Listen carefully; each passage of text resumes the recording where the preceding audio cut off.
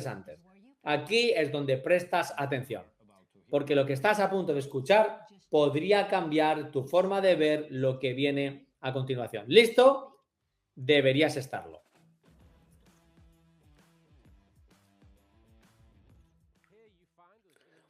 Aquí nos encontráis en un momento realmente poco común, a nosotros 5 juntos en el mismo espacio. Y el lugar en el que estamos es el corazón mismo de los laboratorios Vitas en el Parque de las Ciencias de Oslo.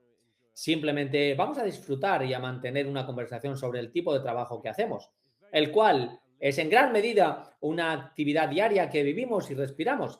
Estamos tan interconectados, ya sea online, en laboratorios, que realmente no solemos detenernos así a hablar del por qué, del cómo y del qué hacemos.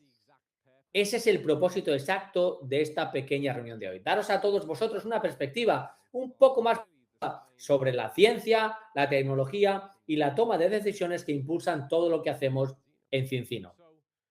Así que, sin más preámbulos, creo que debemos poner en marcha esta conversación. Me toca a mí decidir por dónde ir y creo que, dado que estamos en Vitas, lo justo es que vayamos primero contigo, Tomás. Quiero plantear esto en torno a las preguntas comunes que surgen cada vez que la gente nos habla y se interesa por lo que hacemos. El test es fundamental en nuestra actividad y obviamente tú eres el hombre detrás del test. Así que yo diría que la pregunta más importante es ¿por qué lo hacemos de esa manera? ¿Por qué utilizamos el método DBS, muestra de sangre seca? De sangre completa en lugar del método con el que la gente está más familiarizada, que es el de glóbulos rojos, RBC. Si quieres guiarnos a través de este planteamiento, la lógica, la razón, sería un excelente punto de partida. Sí, lo haré. Sabes, eh, los glóbulos rojos son interesantes porque cuando lo analizamos obtenemos un historial largo, un historial de 120 días del tipo de lípidos que has estado comiendo. Si utilizas la fracción del plasma, la fracción amarilla, solo obtienes un periodo de tiempo corto, como lo que cenaste ayer. Pero eso no es tan interesante, ¿verdad? Eso ya lo sabes. Así que lo mejor sería aislar estos glóbulos rojos de la sangre y analizarlos. Pero eso es un poco complicado porque son frágiles. Empezarían a tener fugas, morirían y son bastante difíciles de manejar. Recogerlos a distancia y enviarlos requiere transporte líquido, lo cual no es bueno porque puede derramarse y además necesitas refrigeración, hielo seco, por ejemplo, que es muy caro. Para hacer posible esto en el mundo real, recogemos sangre completa. Y de hecho, es incluso mejor porque lo que fluye por tus venas es sangre completa, no glóbulos rojos aislados. Lo que tus órganos están expuestos, tu corazón, tu cerebro, tus huesos, es la sangre completa, no plasma ni glóbulos rojos por separado, ¿correcto? Así que es mejor. Es una especie de tradición utilizar el plasma porque es más simple. No es tan rojo, no es tan viscoso, por lo que es más fácil de manejar en las máquinas y demás. Creo que la sangre completa es algo bueno de utilizar y para poder enviarla necesitamos secarla, porque entonces ya no tenemos un líquido y no puede haber fugas, ¿verdad? Cuando se elimina el agua es más estable. Y también mueren los patógenos de la sangre, como el VIH, por ejemplo, por lo que también es seguro enviarla.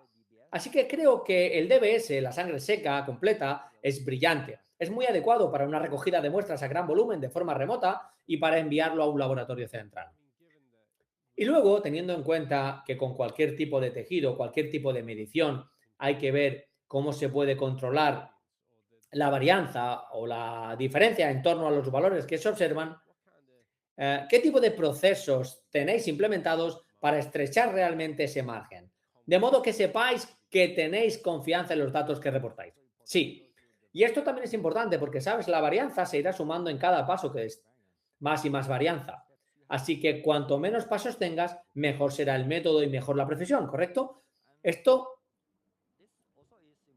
también es importante cuando utilizas sangre completa, porque tienes menos pasos hacia el resultado final, lo que mantiene el método más preciso. Por ejemplo, es posible convertir a unidades de glóbulos rojos utilizando una llamada ecuación de regresión, pero esto implica algunas simplificaciones matemáticas, ¿verdad? Y esto añadiría incertidumbre, Por lo tanto, en realidad es mejor utilizar el DHA y el EPA en sangre completa que convertirlos al índice de omega 3 en la fracción de glóbulos rojos. Creo que es un punto muy bueno y creo que a menudo es algo que la gente no aprecia, que cada paso crea una oportunidad para que las cosas se dispersen en la observación. Y en realidad, aunque este tipo de ecuaciones pueden prestarse bien para desarrollar una limpieza de datos, también pueden desviarte hacia una curva peligrosa. Y luego hay un punto más que es bastante clave para este balance test. Y es que no es un análisis cuantitativo. No tenemos números fijos como nanogramos por mililitro. Es un análisis relativo, como un porcentaje, ¿verdad? Sí. En realidad, miramos la diferencia de tamaño entre el pico de ácido araquidónico, la concentración, y la concentración de EPA, la proporción de omega 6. Y la consecuencia de esta medida relativa es que realmente no importa cuánta sangre tengas, ¿verdad? En todo tipo de análisis convencionales necesitas saber la cantidad exacta de sangre, lo cual es difícil cuando la gente recoge la sangre en casa, la envía por correo, etcétera. Pasan cosas, la gente toma muestras con diferente calidad, pero la diferencia relativa siempre es la misma. Así que si tienes una muestra pequeña o una muestra grande, el número relativo será el mismo sin importar lo que hagas. Eso me recuerda a una de las primeras veces que nos reunimos. Esos fueron algunos de los datos que revisamos juntos. Me estabas mostrando eso y se me ha quedado grabado desde entonces porque es un aspecto clave. Esa medición, la parte humana, donde quiera que haya un problema en los datos, normalmente es donde los humanos interactúan. Ahí es normalmente donde empieza la inconsistencia y esto realmente lo aborda de una manera muy limpia. Pero creo que la conversación ha derivado inmediatamente, se ha mezclado con el punto donde necesito introducir eh, a Emily. Cuéntanos un poquito de la proporción de omega 6,3, cómo la consideramos, cómo la situamos y tal vez, para aportar algo de claridad, explica lo que no es, además de explicar lo que sí es. Absolutamente. Primero, me gustaría mencionar que todo lo que hacemos aquí es porque sabemos que la ingesta de pescado es importante. Son los ácidos grasos omega 3 del pescado azul los que sabemos por tantos años de estudio y datos demográficos y comunitarios que son beneficiosos para la salud. Y en lugar de preguntar a la gente qué come e intentar registrarlo, queremos ser capaces de medirlo para ver si están absorbiendo la cantidad correcta. Porque tú puedes comer la misma cantidad de pescado que yo, pero tener valores diferentes porque somos diferentes por dentro. Eso es lo que queremos medir. Pero algunas personas pueden estar interesadas en mirar solo esos omega 3 en la sangre. Y se puede hacer, pero también hay una larga trayectoria de mirar la proporción de omega 6 a omega 3. De hecho, hay 3 medidas diferentes que tienen el mismo nombre, proporción omega 6 a 3. Así que también me gustaría aclarar eso. Está la larga tradición de mirar 2 omega 3 específicos, un omega 3 específico y un omega 6 específico. Ver la proporción entre ellos y tener eso como el marcador de una población más saludable. Y eso se utiliza en poblaciones con alta ingesta de pescado. En Japón tenemos eso desde los estudios muy iniciales. Así que este marcador que utilizamos, que es nuestra proporción de equilibrio omega 6,3, se utiliza en todo el mundo y en muchos artículos de investigación. Es un marcador bien establecido.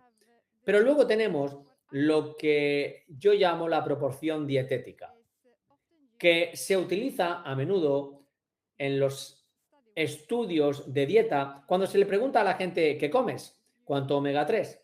Preguntas qué comen y luego tienes un programa informático que calcula la proporción de omega 6,3. Mismo nombre, pero diferente. Son omega 3 más cortos.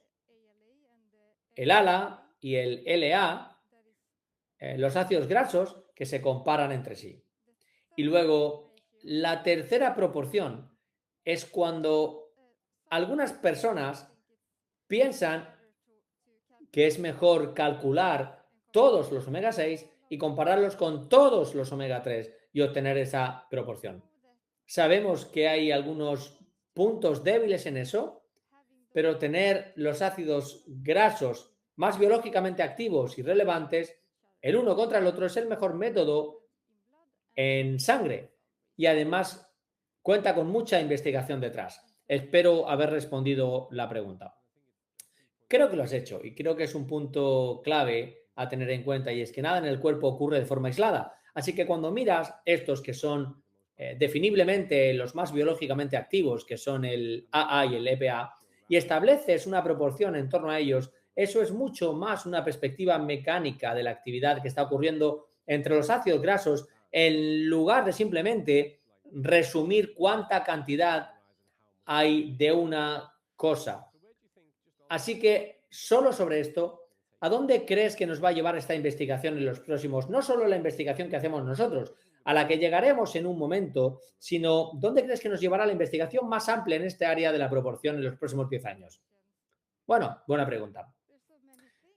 Hay tantas cosas que no sé ni por dónde empezar, pero continuaremos mapeando la proporción en diferentes grupos de población, seguir contribuyendo a aportar esta base, los valores de referencia, que de hecho estamos haciendo juntos ahora, y muchos investigadores están interesados en tenerlos de un mismo y único laboratorio. Esa es también una gran parte del beneficio. Pero ser capaces de añadir más preguntas en nuestra base de datos también nos ayudará a ser más precisos con la dosificación exacta. Se necesitan dosis diferentes en diferentes países o regiones que tienen una dieta de base diferente, con más omega 6, por ejemplo, con el ácido araquidónico alto en su sangre.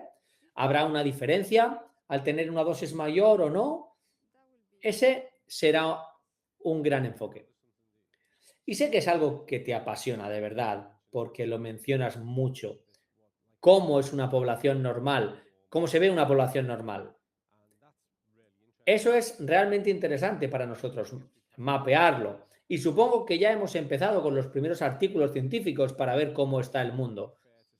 Sería justo decir que tal vez en los próximos 5 a 10 años tendremos una perspectiva más clara de lo que es normal en lugar de lo que es común, lo que es normal en todos los ámbitos y obviamente algo con lo que esperamos contribuir a ese conocimiento y a esa comprensión. Pero piensas que, bueno, déjame formularlo de esta manera. ¿Cuál es la relevancia real de eso cuando sepamos qué es lo normal y tengamos esa tabla de referencia tan buena? ¿Cómo nos ayuda eso? No solo desde el punto de vista de la investigación, sino desde el punto de vista de la población. Por ejemplo, cuando sabemos que los niños tienen niveles diferentes, aunque sean iguales que sus padres, grandes consumidores de pescado o con niveles altos de omega 3, siguen teniendo una variación natural, siguen teniendo un nivel natural diferente de, por ejemplo, ácido araquidónico en sus cuerpos, porque sus células están madurando y dividiéndose a un ritmo distinto que el nuestro. Así que, por ejemplo, es normal y bueno para ellos tener más ácidos grasos omega 6 araquidónicos, incluso si al mismo tiempo tienen el omega 3 alto, pero pueden tenerlo más alto y aún así tener buenos valores de referencia. Saber eso y ser capaces de tenerlo en cuenta en nuestro test es también seguridad para ellos, para no consumir en exceso o pensar que no tienen buenos valores. Lo mismo ocurre con otros grupos sensibles. El embarazo, por ejemplo, ser capaces de contribuir a definir qué es normal en cada trimestre cuando se tiene una alta ingesta de pescado. Pero esta diferencia entre individuos es bastante natural, ¿verdad? Es porque somos diferentes por fuera o incluso más por dentro. Genética, enzimas, absorción. Tal vez en la salud intestinal, la absorción de los lípidos. ¿No es esta, de hecho, la razón por la que medimos en cada individuo? Porque no existe una dosis única para todos. Realmente necesitas medir para comprobar si las personas tienen la concentración óptima en la sangre. Exactamente, la medición es absolutamente para el antes y el después. Y también para ver si la dieta que sigues o el suplemento que tomas tiene efecto, si esto es eficaz en absoluto, para ser capaces de confirmar eso, ver qué ocurre, pero también saber cuando no necesitas presionarte más, cuando estás en un buen lugar. Con el fin de ampliar un poco más la conversación, creo que deberíamos tener en cuenta que lo que definimos hoy aquí como normalidad no es necesariamente normal en un contexto histórico. Una de las cosas que sabemos que ha cambiado realmente desde la Segunda Guerra Mundial ha sido un movimiento progresivo hacia los alimentos ultraprocesados, lo cual ha coincidido con un descenso en la esperanza de vida media saludable. Lo que estamos viendo hoy, en particular en las poblaciones de las zonas templadas, es una población que, según dirían muchos nutricionistas, ya están comprometidas. Lo vemos en la salud pública. Y cuando diseñamos directrices políticas y hacemos recomendaciones, creo que nos corresponde mantener presente esa larga perspectiva evolutiva e histórica y quizás también un elemento geográfico, porque está muy claro que se puede modificar la cascada inflamatoria en muchos puntos diferentes. Quiero decir, sí, los omega 3 y 6 son importantes, pero podemos evitar que la inflamasoma se ensamble, podemos evitar la liberación lisómica de varias partículas que, que van a contribuir a la destrucción de la matriz extracelular. Al final de la cascada podemos regular a la baja los genes que codifican las enzimas. Así que hay muchos puntos de acceso diferentes que conocemos y que de hecho nuestros programas están diseñados para modificar también.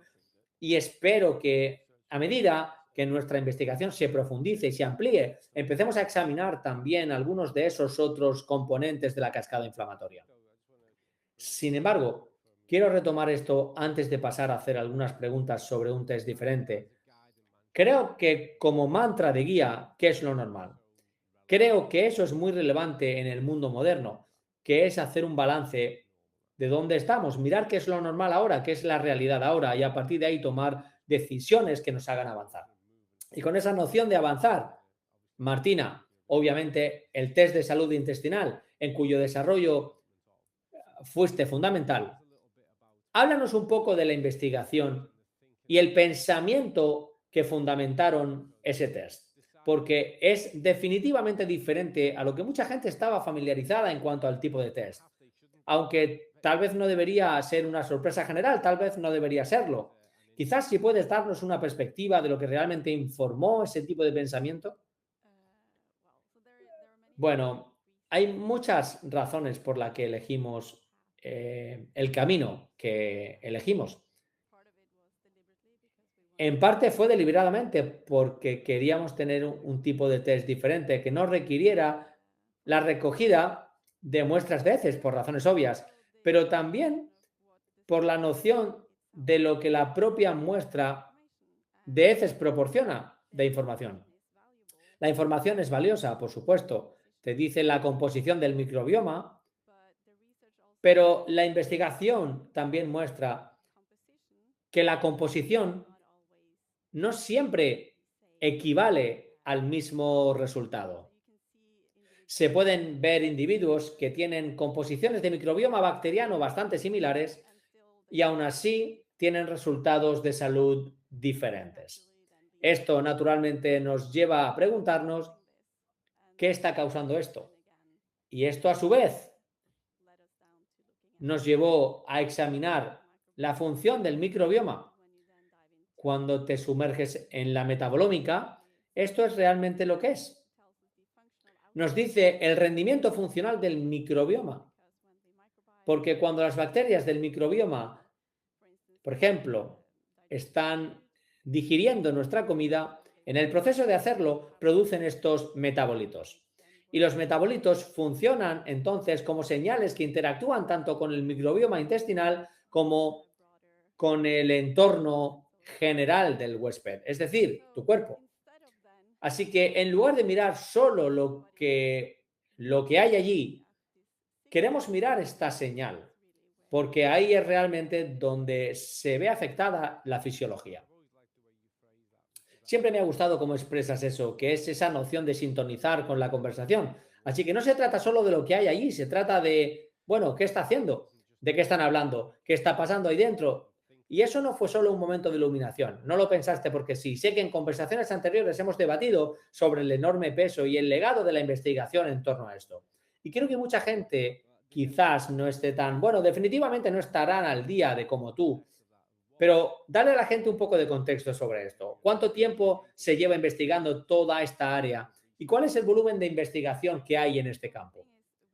Sí, el caso es que con el test estamos analizando estas señales, pero estamos analizando algunas señales específicas del metabolismo del triptófano, que es una biología muy bien conocida y se ha estudiado durante décadas. Pero es ahora, en los últimos años, cuando se ha conectado con el microbioma intestinal. Realmente, la investigación aquí ha explotado estos últimos años y especialmente cuando te sumerges en estos metabolitos como el IPA, ácido indolpropiónico. Creo que solo de 2020 a 2025 ha habido un aumento de casi el 700% en las publicaciones en ese área, lo cual es increíble, es algo extraordinario. Quiero decir, literalmente, ese volumen de interés, y esto vuelve a tu área, Tomás. Una parte seguramente tiene que ser debido al avance de las herramientas, la tecnología que permite medir esos espacios de la manera en que realmente podemos capturar esos datos ahora. Así que hay una lógica en ese aumento de la observación, ¿no es así? No es solo porque mucha gente haya decidido de repente que quiere mirarlo. No, no, no, no. Recuerdo que en el periodo del desarrollo del test y tal como es ahora, Tomás, se te ocurrían ideas nuevas cada semana sobre que había algo más que podíamos añadir y que había un tipo diferente de análisis y todo lo demás. Así que si podemos realmente, te voy a dar paso en un segundo, haz una instantánea ahora, un comentario final sobre lo que realmente informó el punto en el que estamos y luego, Tomás, quiero darte la oportunidad de especular sobre hacia dónde podríamos llevar el test de salud intestinal porque has estado analizando esa base de datos y hemos aprendido mucho de lo que hemos estado observando. Si este fuera tu discurso de ascensor y le dijeras a alguien que la investigación en esta área ha explotado, dame el... Sí, la razón principal por la que esta investigación ha explotado es porque el metabolismo del triptófano es muy central, ya que conecta el microbioma intestinal con nuestro sistema inmunitario y también con nuestro metabolismo. Que esas señales del metabolismo del triptófano son una forma muy interesante de capturar toda esta interacción. No estamos midiendo solo la composición del microbioma o el intestino en sí, ni estamos midiendo el sistema inmunitario en sí o el metabolismo de forma aislada. Lo que estamos haciendo con este test es mirar la interfaz entre ellos.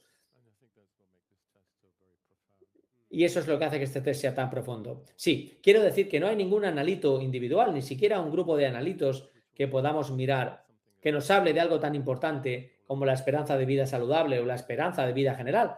Pero tiendo a pensar, y hemos tenido esta discusión sobre esto, que esta sonda en particular se acerca a eso tanto como cualquier otra cosa que yo conozca. ¿Qué opinas de eso? Creo que esto es muy interesante y creo que el área de investigación se está moviendo tan rápido que vamos a obtener muchas respuestas muy pronto.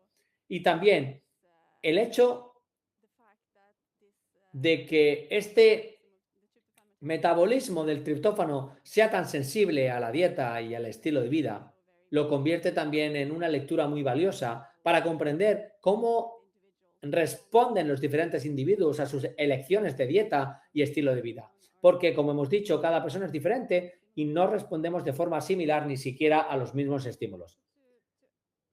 Y también recordar el gran papel que juegan las fibras para estos valores. Recuerdo tanto de aprender como de enseñar en la universidad en nutrición cómo podemos medirlo objetivamente, de lo cual no hay muchas formas de medir si has estado comiendo fibra y si respondes o no. Así que para mí es algo enorme, muy, muy, muy importante. Dada la profundidad y la fuerza de la relación entre la ingesta de fibra y el riesgo posterior de enfermedad y de hecho de mortalidad, Este es claramente un nexo muy importante. Quiero decir, estamos viviendo ahora en la era de lo que la gente llama la maximización de la fibra. Y ya sabes, durante décadas hemos tenido este enfoque de la fibra primero. Piensa en cuando desarrollas y pones la fibra primero. Y, por desgracia, algunas de las estadísticas no respaldan eso en todas las poblaciones, pero saberlo es una gran manera de potenciar el cambio. Una de las cosas que menos me gusta de los científicos es cuando dicen, ¿por qué no sé esto? Pero una de las cosas que siempre he disfrutado de ti, Tomás, es que eres una de esas personas que busca continuamente esa cosa para descubrir algo que no sabes. Así que en el contexto de lo que ocurrió con el test y dónde se encuentra hoy, cada vez que hablo contigo parece que hay algo más que podamos hacer con él. ¿Cuál crees que sería el siguiente paso para el test intestinal tal y como existe hoy? Solo quiero comentar, ya sabes, decimos que todas las personas son diferentes. Algunas personas no lo son del todo porque tenemos gemelos, ¿verdad? Sí, y se supone que los gemelos idénticos son idénticos, al menos en la genética, ¿verdad? Lo cual es lo que solemos considerar idéntico. Pero creo que el test intestinal toca algo más, el microbioma. Ya sabes, porque incluso en los idénticos el microbioma es muy diferente, ¿verdad? Dependiendo de cómo vivan, qué coman y a qué hayan estado expuestos. Así que creo que este test es genial porque permite ver las diferencias también en los gemelos, ¿sabes? Creo que es una parte bonita de este test. Sí, y creo que eso también es parte del valor, porque sabemos cuánta influencia tienen nuestros hábitos alimentarios a la hora de moldear el microbioma y el entorno en el microbioma. Y también, por supuesto, nuestros estilos de vida. Esta es una forma de capturar este entorno y la influencia que la dieta tiene sobre él, lo cual es una buena extensión, creo, en comparación con la genética. Pero complejo, ¿verdad? El cuerpo es complejo, el microbioma es extremadamente complejo y el rendimiento del microbioma hacia la sangre es también mucho más complejo de lo que nosotros o Martina estamos mirando ahora con esos 5 metabolitos. Así que hay mucho más que hacer. Y creo que Martina sabe muy bien que una parte que aún no se ha tocado es la vía de la serotonina. Así que tal vez podríamos invitarla a decir algo sobre eso y el cerebro, ¿verdad? ¿Hasta dónde llegamos? Eh, Creo que eso ya da una perspectiva suficiente de lo que podría considerarse la cara al futuro, sin revelar demasiado. Pero lo es. Y creo que mi comentario sería, antes de pasar a la investigación que estamos haciendo y a la que pretendemos hacer, mi comentario sería que se cumplió una gran ambición cuando lanzamos este test. Y no solo por cómo sirve a la gente, lo cual es realmente potente, sino también por los conocimientos que aporta. Y eso en sí mismo no tiene precio. Porque no solo nos mueve a nosotros junto con como organización, sino que en realidad hace avanzar a toda el área de la ciencia, porque permite obtener conocimientos mucho mayores en todos los ámbitos. Y eso es una buena forma de dar paso a lo que viene a continuación desde el punto de vista de la investigación. Todos los presentes forman parte del Consejo Asesor Científico, lo cual es muy útil. De exactamente lo que hace cada uno. Así que creo que vamos a dar un poco de información. Empezaremos contigo, Emma Lee, y luego contigo, Martina, pero obviamente Thomas y Paul ya le habéis echado el ojo a esto. ¿Queréis dar alguna actualización con respecto a los artículos de investigación actuales en los que estáis pasando todas las horas para sacarlos adelante? Sí, entre todas las demás tareas, por supuesto, el segundo artículo en el que estamos trabajando y en el que nos hemos enfocado trata de los diferentes grupos de suplementación. Puedes no suplementarte o tomar un suplemento genérico de otro grupo o formar parte del programa de Cincino.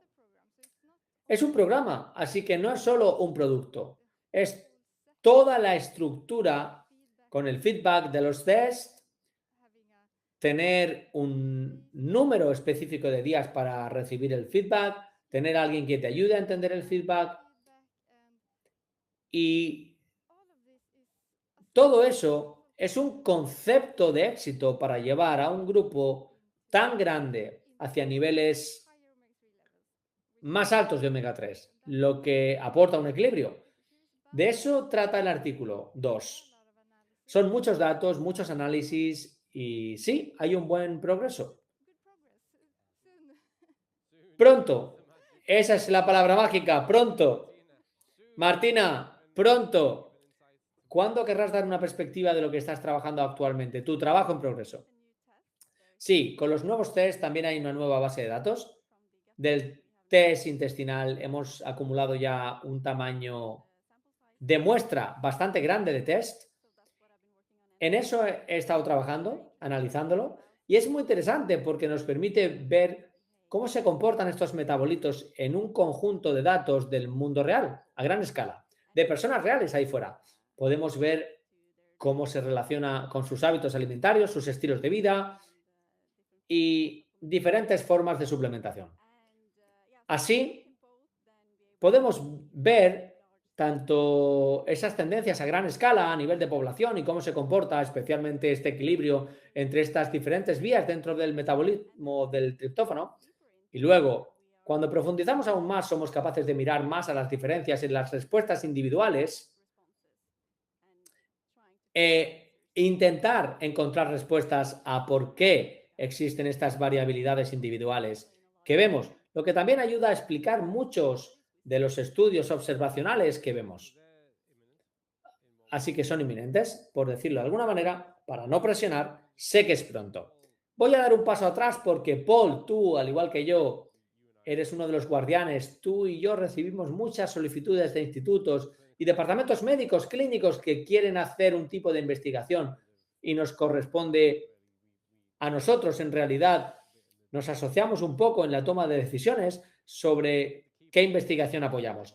Creo que el punto clave que quiero plantear aquí antes de empezar a hablar de algunas de las asociaciones que hemos puesto en marcha ahora es que no solo apoyamos la investigación que está directamente en línea con lo que somos como organización, sino que de hecho apoyamos la actividad de investigación que se está examinando el potencial y el impacto más amplio de lo que hacemos.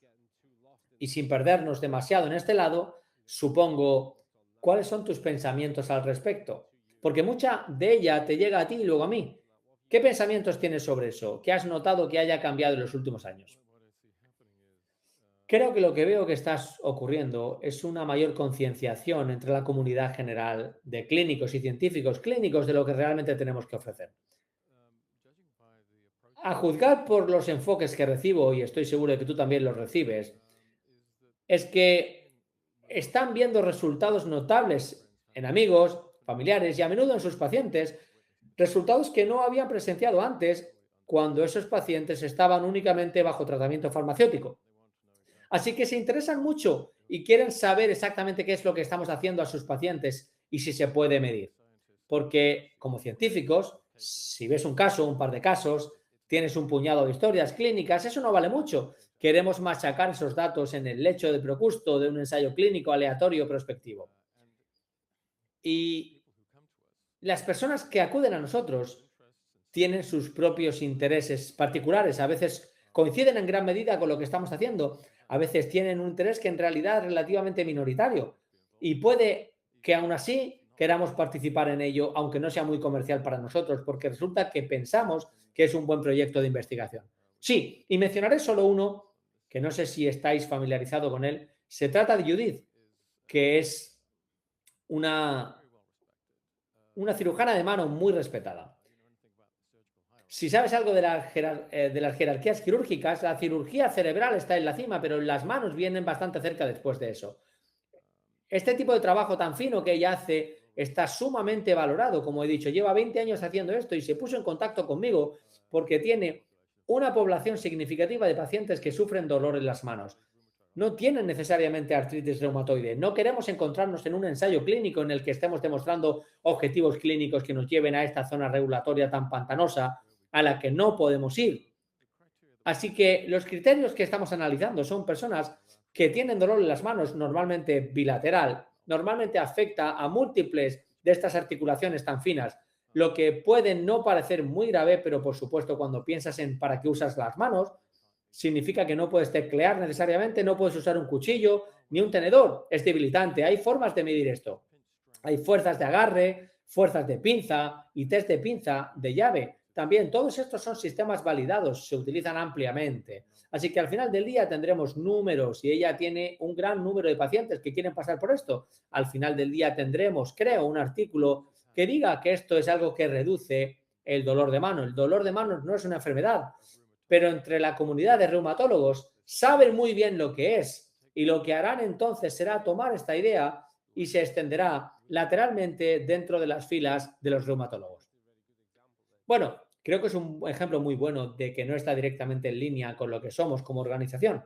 Estamos muy enfocados en el bienestar, pero donde hay un potencial para una observación de investigación que está, disculpadme, hiperenfocada en algo que quieren mirar, nosotros apoyamos eso en el contexto más amplio de aportar valor a la comunidad académica y de investigación. Y supongo que terminaré esto explicando cómo funciona nuestra estrategia. Hemos iniciado algunas asociaciones con algunos institutos líderes. Hemos comenzado una reciente con la Universidad de Bath. Acabamos de recibir una propuesta de la Universidad de Oxford Brookes con respecto a un proyecto de investigación. Hemos hecho trabajos en el pasado con la Universidad de John Moores de Liverpool. Hemos trabajado con laboratorios especialistas independientes, en particular en el desarrollo del test de salud intestinal. Y esas redes están creciendo y el trabajo que estamos realmente hiperenfocados es bastante sencillo de resumir. Queremos ver cuáles son los beneficios para el bienestar, que es medible. ¿Qué es la nueva normalidad en el contexto de lo que podemos ofrecer al mundo? Y como siempre, siempre utilizamos nuestra base de datos, que es la mayor base de datos de su tipo en el mundo, para extraer conocimientos e información que creemos que beneficia a las poblaciones académicas más amplias e incluso solo de salud. Así que hemos dado pasos enormes en los últimos años para normalizar una estrategia de investigación. Queremos asegurarnos de que todo lo que ofrecemos sea lo mejor de su clase, apto para su propósito y dirigido a apoyar a las personas donde están, para ayudarlas a tomar decisiones que pueden utilizar en el contexto de sus propias vidas. Nuestro objetivo, nuestro enfoque es el bienestar, es vivir bien. Ese es nuestro objetivo. En eso nos enfocamos. Esa es nuestra especie de pase clave para el mundo y en eso seguiremos enfocados. Y para concluir esto y dar el cierre, solo quiero daros las gracias a todos por tomaros el tiempo de viajar hasta aquí y estar aquí desde múltiples vuelos y trenes y aviones y automóviles. Así que gracias a todos por estar aquí. Espero que haya sido útil para todos los que están escuchando esto y me atrevo a decir que antes de que pase demasiado tiempo volveremos a hacer algo como esto pronto. Gracias.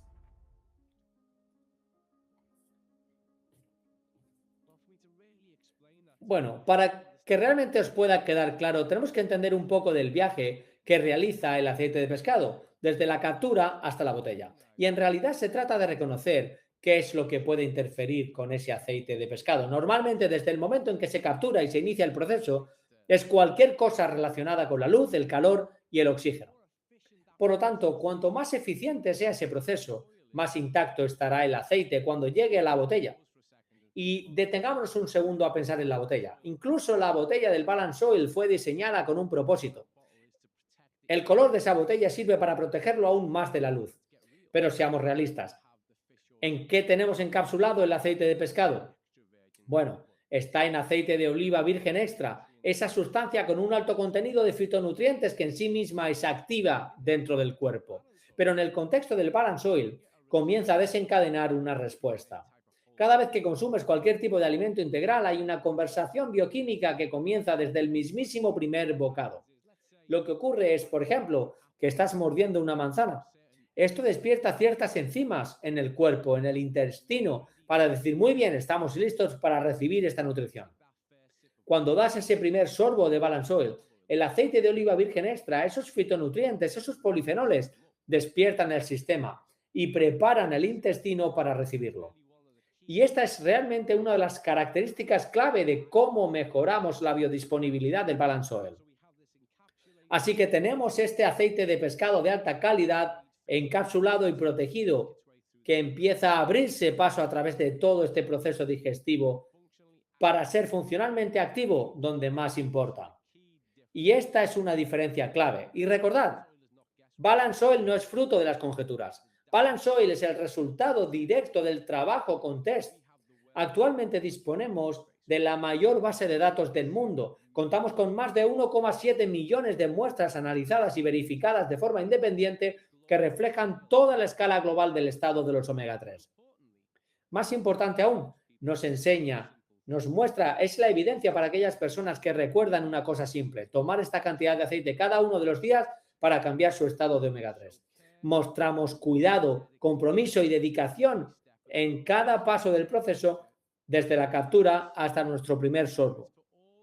Y es por todas esas razones, cuando miramos el equilibrio de EPA y DHA, la elegancia de la formulación, cuando miramos esos polifenoles, cuando pones todo eso junto en una botella y tomas una dosis que se basa en tu propio peso corporal y lo haces cada uno de los días, así es como funciona Balance Oil. Hola, estoy muy emocionada de hablaros sobre la expansión de la familia del Collagen Boost. Y ahora estamos felices de lanzar nuestro producto Collagen Flex para los mercados europeos. Como sabéis, ya contamos con el Collagen Boost original, que es el gel con ese fantástico sabor a cereza negra.